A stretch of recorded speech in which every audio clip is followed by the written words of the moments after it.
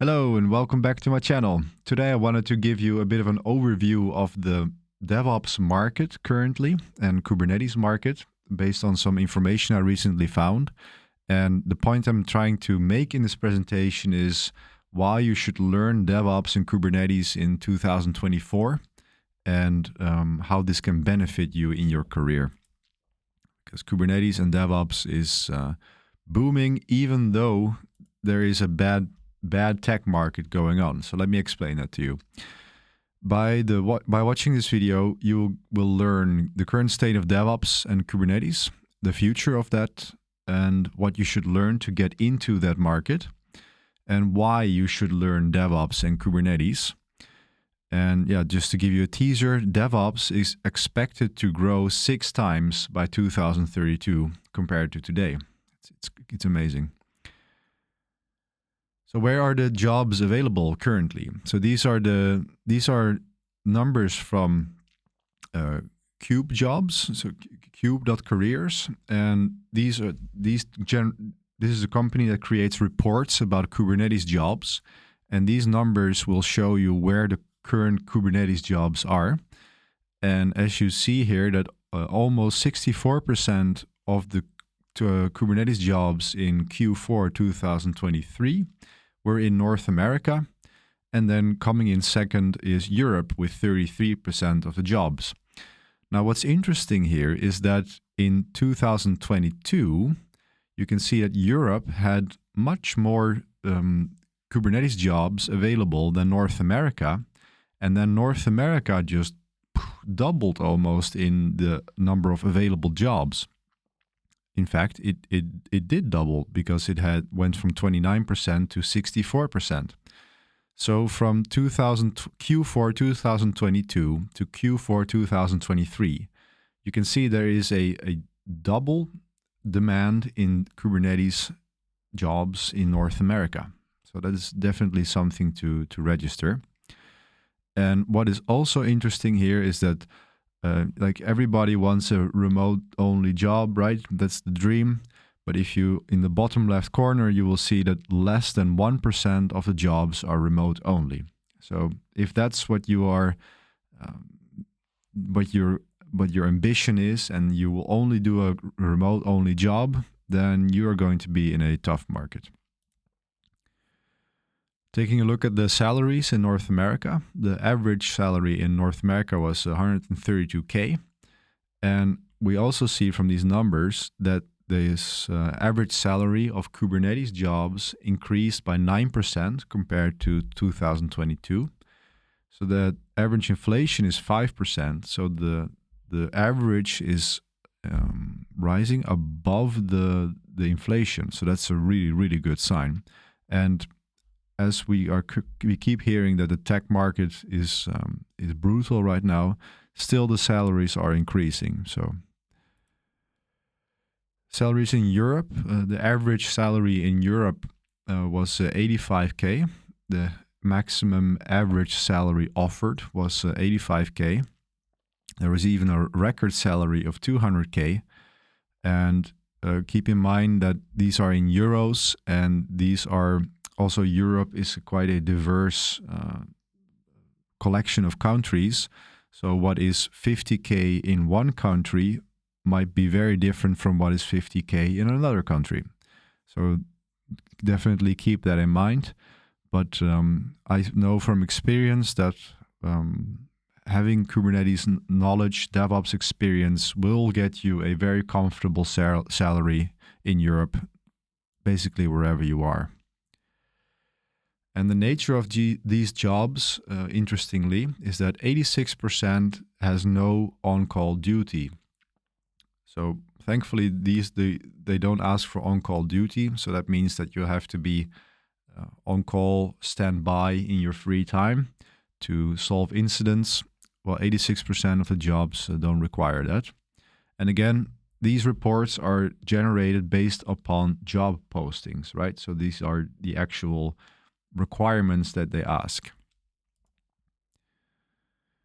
Going into preferred experience, well, not surprisingly, there's only demand for senior engineers. Hiring managers, they will only want seniors. and this is just a broken system, right? They only want seniors, maybe some mid-level, but the thing is that what companies want is that they want people that know what they're doing and nothing else. And this problem will exponentially increase as the starters are not being offered the chances. So the seniors will dominate the market. And this is a big problem, but like being a senior is not only a tech thing, right? Being a senior also means that you're able to communicate well with others and to be able to take a junior under your wing, that kind of thing. And this is a problem in the market, but I'm going to offer some reflections on that later in the presentation to address this as well. Certifications rarely matter based on the job postings, at least. 90% of them don't require certification. They can, however, be super useful in making you stand out of the crowd. The companies care more about experience and knowledge. They want you to prove that you can do what they want.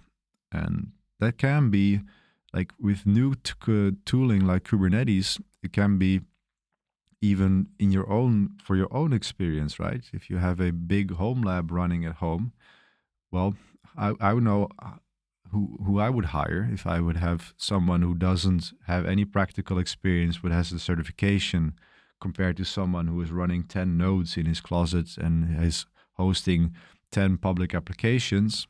Well, you decide for yourself. But one reflection I have here is that I quite like getting certifications because it gives you a nice path and goal to work towards.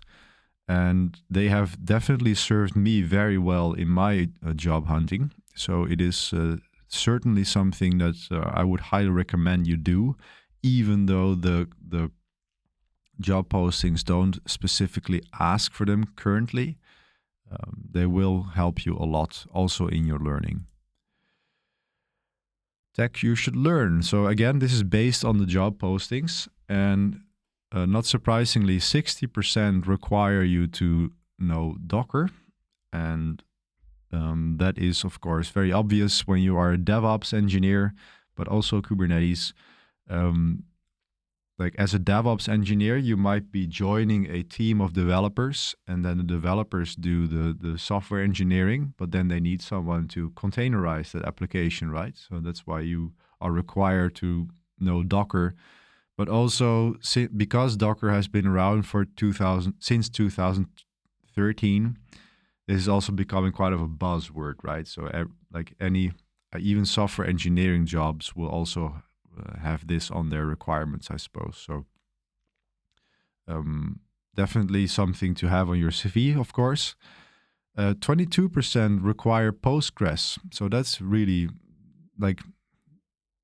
that's interesting and not surprising either. But you definitely need to learn to work with databases, how to provision them, how to manage them, backing them up, dumping them. That is definitely a skill that will, you will be asked about. And if you have some demonstrated experience with that, then this is going to tick many of the boxes that they ask for. And also, even in Kubernetes jobs, not surprisingly, many workloads on Kubernetes are actually databases. So there is this misconception out there that clusters are stateless and that therefore you can't run databases on Kubernetes. Well, in fact, I've read some studies that most of the majority of the workloads on Kubernetes currently are Postgres or are databases. So that is definitely something you need to learn. And the enterprise DB operator, for example, is going to be a super useful skill to have on your CV. Finally, 90% require Kafka. So that's event streaming and message queuing and such like, also related to RabbitMQ that you see here. So having an understanding of event streaming, of message queues, and of microservice architectures as a whole is going to be very, very, it will contribute to your ability to find a job in the current market.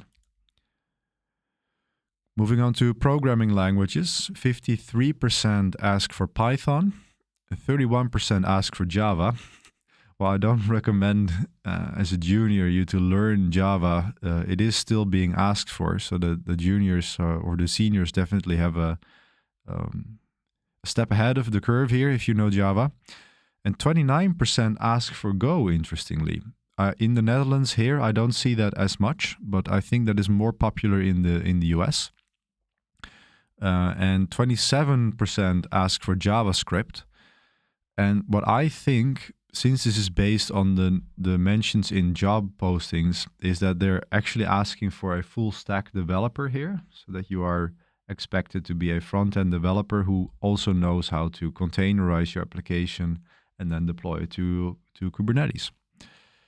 But the thing to gather from this is that Python, if you're watching this video, you already probably know Python, but it is definitely one to have on the CV, mention it on the CV, and to have some demonstrated experience with it.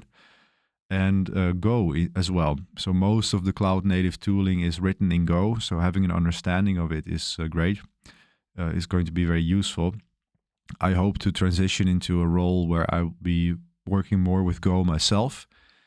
But the main thing as a DevOps engineer, you're not a software engineer, right? You're not building very complex software, but you're building tooling around the software and connecting things. And what they basically want, what a job posting wants, is that you can prove that you are able to write code, that you have an affinity for code, and that's essential for DevOps. CI/CD pipelines, well, that's like the bread and butter of the DevOps engineers, right? Interestingly, GitLab and Jenkins are now sort of vying for the first position. GitLab also definitely is taking a lead, though. Jenkins, yeah. Would I suggest learning Jenkins if you're just starting out? I don't know. You'll have to know what it is, but I think this is also more on-prem related job postings. If you're working in the cloud, GitLab, of course, is an option, but I think if you're in Azure, then it's going to be much, much more likely that you're going to be working with Azure DevOps pipelines or GitHub Actions. And I think you can almost add those together. They are in here, but I think they're going to be merged in the future. And so take these with a bit of a grain of salt. And Jenkins obviously is important based on the job postings, but not all job postings actually understand what is going on in the company, right? So they might ask for Jenkins, but they might have moved on to something else already. So especially if you're moving towards a cloud-focused career, maybe Jenkins is not the best option. GitOps tools. GitOps is I'm surprised they would even mention it on the job postings, because I don't think many hiring managers even understand what that is. But when they post it, then Argo CD is definitely taking the lead here. Flux is also mentioned, but the main thing is that you understand GitOps, right? That you're able to work with it. And then Argo CD is definitely one to have on the CV, because it's also about keywords, right? Having the right keywords with all of the automated scanning. So I really like Flux, but I will always put Argo CD on my CV. I have experience with it, of course, but just to get the buzzwords, I would definitely always include that. Not surprisingly, Terraform takes the lead in configuration management tools, and then Ansible also, being a runner-up. So again, I think Ansible is definitely for more of the on-prem jobs, where they're running the on-prem Kubernetes clusters. When you're in the cloud, you're almost always going to be using Terraform. If you're not in Azure, interestingly, I am an Azure focused guy, and now they have ARM templates at the bottom here, but bicep is not in here, interestingly. So I'm wondering if they didn't scan for that they didn't include that in the analysis. But I'm surprised not to see any Azure stuff here, because Azure is definitely on the rise. And but on Azure you are using Terraform as well, so that I think a lot of the Azure work is also included with Terraform. But if you're a DevOps engineer or Kubernetes engineer or aspiring to become one, yeah, Terraform needs to be in your skill set. Observability tools, Prometheus and Grafana taking the lead. Yes, and I'm glad to see that, and I'm not surprised by that either, because it is basically the gold standard, and then Datadog being the runner-up. And like, there is a lot of talk about on the forums and on YouTube about the tech market being a disaster right now, and there is definitely truth in that. But the thing is that very often the term tech market actually is being used as the software engineering market. So let's take a look at this video that Theo made the other day. Question harder to get. Just looking at the numbers, it becomes apparent. If you guys haven't seen layoffs.fyi, horrifying. Just in 2024, we've had 41,793 tech employees laid off, 160 tech companies in just this year. Last year, almost 1,200 tech companies and almost 270,000 employees were laid off. So for reference, so you guys can understand how big those numbers are, relatively speaking, about 130,000 people get CS degrees in the US every year. It used to be 60,000 back in 2015, but we're up to 130,000 people in the US getting a degree in CS every year, which means that twice as many people were laid off. Almost 3 times as many people were laid off as got CS degrees last year. But those aren't numbers that compete. Those are additive. Those get combined. We went from the usual 130,000 new devs, which means we need 130,000 new roles, minus the number of people who have exited the industry. The numbers are just shit there by themselves. Like, are we actually producing 130,000 new roles to fill all of these people into jobs? And do we have enough senior roles for the people who are moving out of those positions and growing up to continue? So like, this is where it is what I was trying to say, that the tech market is being synonymous with software engineering, right? And yes, this is definitely a big problem. There are big tech layoffs, but then again, what are tech layoffs, right? Are those the DevOps engineers being fired? Are those software engineers? So we have to be a little bit careful with these terms and making sure that the tech market is not being used as one umbrella term. But he goes into some interesting things here later in the video. Expect something to happen. And there's a ton of reasons for this. I have talked about this a lot in my Reality of Tech Jobs video on my main channel. If you want to check that out, I'll be sure it's linked in the description. The core 2 pieces here are that most roles are getting filled before they even go public. And if they do go public, they're going to get spammed to the point where they don't actually look at anything. Like the poor Unkey guys, which I love Unkey. They have 1,000 followers on Twitter. They're small. So what he says is that, like, job postings, like, many jobs are filled already before the posting gets out there, right? And then he goes on to tell a story how this company, they posted a job and then like over 1,000 people reacted. And then he goes later into how it's important that you, like, just getting a degree and then searching for jobs, that's not going to cut it anymore. Like, you need to know the people. You need to be connected with people. And you need to, like, when those people need somebody, they're going to think of you instead of putting out a job application. So continue with that. Like, the conclusion of that is that software engineering by itself is probably not going to cut it anymore, right? You're going to be competing very hard in that market. And one way to stand out is to focus on this DevOps Kubernetes market that we are talking about in this presentation. Because if you see here, second from the bottom, the 2032 value projection of the DevOps market is $70 billion compared to $8 billion in 2022. This is huge. Like, it's going to explode. And that has to do with the fact that, yes, there is a need for developing new software, and that is constantly being done. But this software also needs to be deployed. It needs to be tested. It needs to be run and maintained. And that is where the growth is in the future, it seems. And the growth is there in Kubernetes. There's just no doubt about it. The market size was valued at 1.46 billion in 2021 and poised to grow until to 9.69 billion by 2030.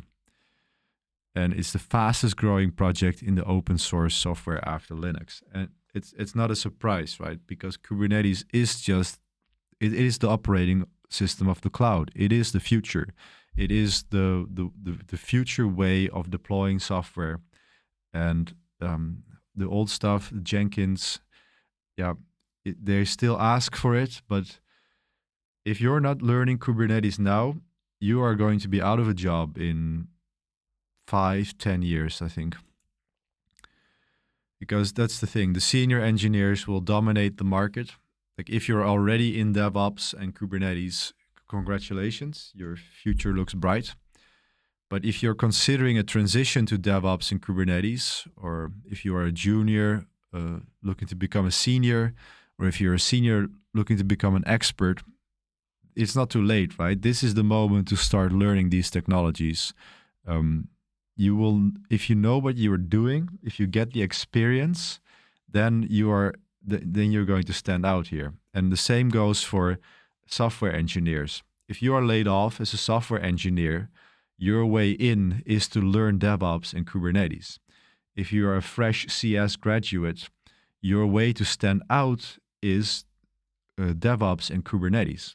And I want to help you with this, because like we saw, the tech market, there are layoffs. It's brutal out there.